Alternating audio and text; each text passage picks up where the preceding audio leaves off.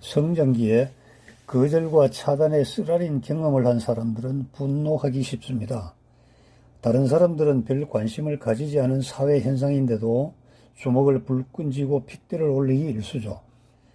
내가 나서지 않으면 사회가 어떻게 되겠냐며 일종의 영웅심리까지 있습니다.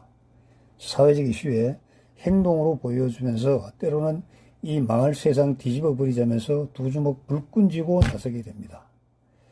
거절의 분노로 생성된 정서는 상당히 견고합니다. 이들은 함께 투쟁할 사람들을 모아서 세력을 형성하기 위해서 세상을 잘 활용하고요. 거짓말과 선동도 서슴지 않습니다. 히틀러는 어릴 때 우유 배달로 생계를 도왔던 착한 소년이었습니다. 어느 날 유대인 가정에 우유를 배달하러 갔다가 개가 덤벼들어 마당에 자빠졌습니다. 그런데 개 주인은 히틀러를 몽둥이로 두들겨 팼습니다. 히틀러는 분노가 형성되었죠. 열심히 공부해서 출세해서 나중에 유대인들을 전부 쓸어버리겠노라고 벼르고 빌렸습니다. 공부를 향한 열정이 착한 사람이 되자 훌륭한 사람이 되자는 것이 아니라 유대인들을 쓸어버릴 수 있는 힘을 기르기 위함이었습니다. 실제로 학교 성적이나 품행만 비교해보면요. 히틀러는 우등생이자 모범생이었고 처칠은 불량 학생이자 1등생이었습니다. 공자는 10대 소년 가장이 되어서 14시나 되는 식솔들을 먹여 살리기 위해 권력자 개 시집에 머슴으로 들어갑니다. 논어에서는 지편이라고 우아하게 표현하고 있지만 종, 머슴 그 자체입니다. 공자는 이런 경험을 겪고 돈과 경제의 영향력에 대하여 명쾌하게 정립합니다. 모든 불화의 원인은 돈이다. 거꾸로 하면요. 모든 행복의 근원도 돈에 있다는 거죠. 백성을 부자로 만든 다음에 가르쳐야 한다고 했습니다. 1980년대를 전후하여 붉은 머리띠를 동이고 군사독재 물러가라 군사독재 물러가라 외치면서 자유와 민주를 외쳤던 세력을 86 세력이라 부릅니다. 80년대 6공화국을 상징하는 86인데 그때 이들의 나이가 30대였기 때문에 386이라고 부르죠. 이들이 40대가 되어서 486이 되었고 50대가 되어서 586이 되었고 지금은 60대니까 686이라고 부릅니다. 사람은 그대로인데 내장 메모리는 그대로이거나 오히려 퇴보했는데 이름만 이렇게 업그레이드 된 것이죠. 이들은 저와 비슷한 연령대를 살았습니다. 그래서 저는 이들을 잘 알고 있죠. 이들은 솔직히 토로합니다. 개인의 불만, 가정의 불만을 사회를 향해 표출하였다고 합니다. 이들이 한때 불렀던 노래 중에서 애창곡은 어머니 왜 나를 낳으셨나요 하는 노래였죠. 울고 싶을 때, 정말 목 놓아 울고 싶을 때 사회가 이 뺨을 때려줬습니다. 그래서 운동권으로 나섰다고 솔직하게 말하는 사람들이 많았죠. 군사 독재를 물리칠 때는 용사였는데 이들이 권력에 머문 시간이 너무 길다 보니까 온갖 추태를 부리는 주역이 되어버렸습니다. 자유민주주의를 이루어가는데 기여하였다는 공로도 더 이상 통하지 않습니다. 국민들의 인내가 한계점에 도달한 것이죠. 게다가 애석한 것은 북한의 조평통이나 난민정 계열의 지령을 받은 골수 운동가들, 좀 심하게 표현하자면 국가 전복 세력의 소나기에 장악되어 버렸다는 겁니다. 이제 서서히 세력이 기우는 판이 되었습니다. 저도 중학생 시절에 체육 선생님에게 도둑놈으로 몰렸습니다. 나는 도둑이 아니라고 아무리 주장해도 받아들여 주지가 않았습니다. 저를 만년필 도둑이라고 한 달을 괴롭혔습니다. 선생님이 출석을 부르고 학교 운동장에 두고 간 출석부를 나는 교무실에 갖다 놓은 죄밖에 없습니다. 그런데 선생님은 저를 만년필 도둑이라고 이렇게 일방적으로 몰았죠. 어느 날 저를 찾아오신 선생님이 자기 하숙집 방문에 침을 이렇게 발라서 구멍을 뚫고 만년필을 넣어 놓으라고 했습니다. 제가 분노로요. 그 선생을 그 자리에서 죽이고 싶었습니다. 거절의 분노는 치유되어야 됩니다. 치유되지 않으면 성인이 되어서도 상당한 문제가 있습니다. 사회적으로 보듬어주는 사람이 있으면 정말 좋습니다. 교회와 같은 종교단체에서 그늘진 이웃을 보살피면 더더욱 좋고요. 국가에서도 복지정책을 통하여 처지가 딱한 사람들을 위해 정말 노력하고 애써야 합니다. 하지만 무엇보다 중요한 것은 스스로 순화시키는 자기의 노력입니다. 사회를 향한 증오심으로 폭발시키면서 자기가 몸담고 사는 세상을 불태워 없애야 할 대상이라고 간주하면 안 됩니다. 스스로 억울한 정서를 녹일 수 있는 순화장치를 찾아야죠. 같은 세상에서 같이 고생하면서 자란 두 사람이 세월이 지나서 보니까 천지 차이의 길을 걸어가고 있다는 사례는 얼마든지 많습니다. 저도 젊은 시절에 소위 조폭이라 불리는 사람들을 자주 접촉해 보았습니다. 그들에게도 자신들만의 확고한 신념이 있더라고요. 사회가 하지 못하는 일, 정책으로 해결하지 못하는 일, 공권력이 처리하지 못하는 일을 자기들은 해결한다는 우월감을 가지고 있더라고요. 혹 잘못되면 콩밥을 먹으러 가긴 하지만 그것도 영광이라는 겁니다. 별이 붙으니까요. 여러분, 가정에서 유독 잔소리 많은 주부도 밖에 나가서 사람들을 만날 때는 천사와 같죠. 거리를 지나갈 때 3, 3, 5 모여서 차를 마시는 여인들을 보면 하나같이 우아한 미소로 표정관리하면서 담화하더라고요. 저런 여인들이 집에 들어가면 남편에게 자녀들에게 살쾡이의 발톱처럼 날카롭게 변할 수 있을까?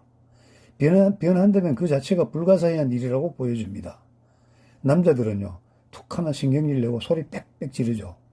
밖에서 그런 짓을 하면 해고당하거나 심지어 일용노동판에서도 써주지 않죠. 그래서 밖에서는 서로 잘 어울린 척 하다가도 집에만 들어가면 폭군으로 돌변하는 이유가 도대체 뭡니까? 아내가 당신 신세를 망쳤나요? 자식들이 당신의 앞길을 막았나요? 아니죠. 그 답은 자신에게 있습니다. 자신의 여러 문제 중에서도 거절, 분노 조절 증후군에 시달리기 때문입니다. 마음의 쓴뿌리가 되어 당신을 장악하고 조종하고 있는 겁니다. 고쳐야 됩니다. 치유해야 됩니다.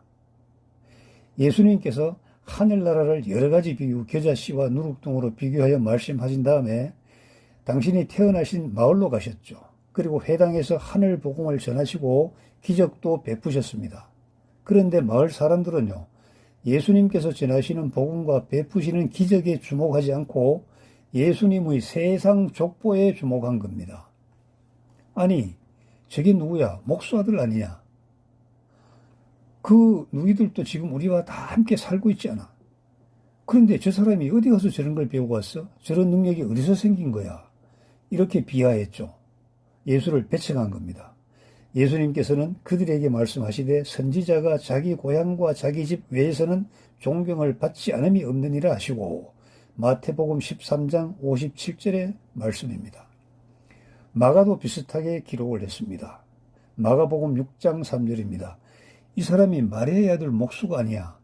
야고보와 요셉과 유다와 시몬의 형제가 아니냐. 그 누이들이 우리와 함께 여기 있지 않냐. 하고 예수를 배척했습니다. 예수께서 그들에게 이르시되 선지자가 자기 고향과 자기 친척과 자기 집 외에서는 존경을 받지 못함이 없느니라 하시며, 마을 사람들은 이렇게 얘기했죠. 아니 저자가 누구야? 목수집 아들 아니야. 어쩌다가 저런 지혜를 얻었고 능력을 얻었단 말이야. 나 참 살다 별꼴 다 보겠네. 아니 저런 녀석에게 미천하고 한천한 가문의 자식에게 내가 가르침을 받다니 나 원참. 자, 이렇게 분위기가 되니까 말씀을 받고 기적을 체험한 사람들도 입을 다물 수밖에 없는 상황이 되었던 것이죠. 성경은 말입니다. 왜 이런 에피소드를 기록하였을까요? 고향에서 천대받아도 화를 내지 않으시는 인자하신 예수님의 인성을 그리기 위함이었을까요? 누가는요, 한 줄 더 떠서 마을 사람들이 예수님의 가르침에 분노하여 예수님을 끌고 마을 밖에 낭떠러지까지 끌고 가서 밀어 떨어뜨려 죽이려고 한 기사를 소개합니다. 누가복음 4장 28절입니다. 회당에 있는 자들이 이것을 듣고 다 크게 화가 나서 29절이죠. 일어나 동네 밖으로 쫓아내어 그 동네가 건설된 산 낭떠러지까지 끌고 가서 밀쳐 떨어뜨리고자 하되 30절입니다. 예수님께서는 그들 가운데로 지나서 가시니라. 자, 이 모든 과정을 제자들은 두 눈으로 똑똑히 보고 있었습니다. 마태복음 6장 1절이죠. 예수께서 거기를 떠나서 고향으로 가시니 제자들도 따르니라. 예수님께서는 그들에게 나사렛 사람들에게 배척받은 심경을 피력하셨지만 그 말씀을 듣는 사람은 따르는 제자들이었습니다. 제자들이 듣고 무엇을 깨달았을까요? 마태는 5장 11절과 12절에서 설명을 했습니다. 나로 말미암아 너희를 욕하고 박해하고 거짓으로 너희를 거슬러 모든 악한 말을 할 때에는 너희에게 복이 있나니 기뻐하고 즐거워하라. 하늘에서 너희의 상이 큼이라. 너희 전에 있던 선지자들도 이같이 박해하였느니라. 이렇게 예수님께서는 말씀하셨습니다. 예수님께서는 고향 마을 사람들에게 배척받는 것을 친히 보여주심으로써 제자들이 전도와 선교의 과정에서 받을 박해를 이기게 하시려는 것이죠. 주님의 사명을 감당하다 보면 배척받을 것이고 오히려 이 배척을 즐겨해야 한다는 각오를 세우게 됩니다. 산호라면 우리 성도들도 가끔 하늘을 원망하면서 절규하고 분노하였던 기억이 있을 것입니다. 하나님이 계시긴 계신 거야? 나에게 어찌하여 기회를 허락하시지 않는 거야? 하나님은 전능자 맞아? 무능자 아니야? 하늘을 향해 삿대질하였던 기억은 누구에게나 조금씩 있을 겁니다. 그러나 하나님께서는요, 이 불경한 삿대질을 보지 않으시고 이 불경한 자의 마음속에 있는 그 욕구와 갈망을 보고 계십니다. 삿대질과 원망을 보고 듣지 않으시고 하나님을 향한 갈망을 주시하면서 그 갈망이 세상을 위한 복음의 도구로 폭발하기를 원하고 계십니다. 전도와 선교 사명을 잘 감당하려면요, 거절과 배척에 대한 분노를 일으키지 말아야 합니다. 이것이 대단히 중요합니다. 선한 마음으로 찾아서 두드리고 열면 열릴 것입니다. 저는 성경의 경영과 경제, 여호와의 경제를 실사구시 입장에서 정리하였습니다. 그리고 전도와 선교의 사명으로 여호와의 경제 복스토리 발간을 준비하고 있습니다. 돈을 향해 형성되었던 저의 분노도 있습니다. 학교 다닐 때 등록금 문제로 선생님에게 회초리를 맞은 기억이 있습니다. 공무원인 공직자가 되어서는요, 뇌물을 요구하는 이 용렬한 상사들에게 정말 속으로 분노한 적이 무척 많았습니다. 어찌하여 동물도 자기가 키우는 그 개는 잡아먹지 않는다는데 같은 부서에서 근무하는 상하간에서 하급자의 승진이나 어떤 하급자의 그 평정 이런 것을 그 빌미로 해서 돈을 빨아먹으려고 하는 이러한 작태를 부리는 이러한 인간들이요, 거머리와 같은 흡혈귀와 같은 사람들이 요소요소에 있다는 겁니다. 이러한 저의 분노도 하나님의 말씀을 접하고 차분하게 정리하게 되었습니다. 그리고 많은 성도의 경제적 문제를 풀어줄 수 있게 되었습니다. 저도 경제적으로 상당한 진보를 이룩했습니다. 여러분, 저는 여러분의 경제 문제를 풀어주는 세트가 될 것입니다. 세트는요, 공을 치기 좋게 올려주는 그러한 그 포지션입니다. 스파이크를 강하게 하거나 페인팅을 하거나 이것은 여러분의 능력이고 여러분들의 학습된 결과에 따라서 달라집니다. 여러분은 당연히 저를 배척할 것입니다. 주님의 은혜로 살아가는데 경제 얘기는 왜 하냐는 것이죠. 그러나 여러분, 성경에는요, 경제와 경영이 무려 2360회나 기록되어 있습니다. 정말 이 시대 혼란한 이 시대에 우리 기독교계의 정말 어른이라 할 수 있는 김진홍 목사님께서 정확하게 확인한 기록입니다. 저는 여러분이 배척하든 말든 상관하지 않겠습니다. 경청하는 사람들을 찾아 나서면 되잖아요. 하나님의 말씀인 성경을 바탕으로 실사구시 입장에서 정리한 여호와의 경제 복스토리를 들고 여러분들을 찾아갈 것입니다. 그동안 고명한 목사님을 만나면서 많은 그 공감을 받았지만 겉과 속이 다르다는 것을 절실히 느꼈습니다. 언더테이블을 원하는 그러한 그 요구에 정말 실증이 나고 짜증이 났습니다. 분노의 감정이 없을 수 없습니다. 그러나 아니죠. 하나님께서는 이런저런 과정상의 문제를 보지 않으십니다. 오직 저의 간절한 열정만 눈여겨보고 계시기 때문입니다.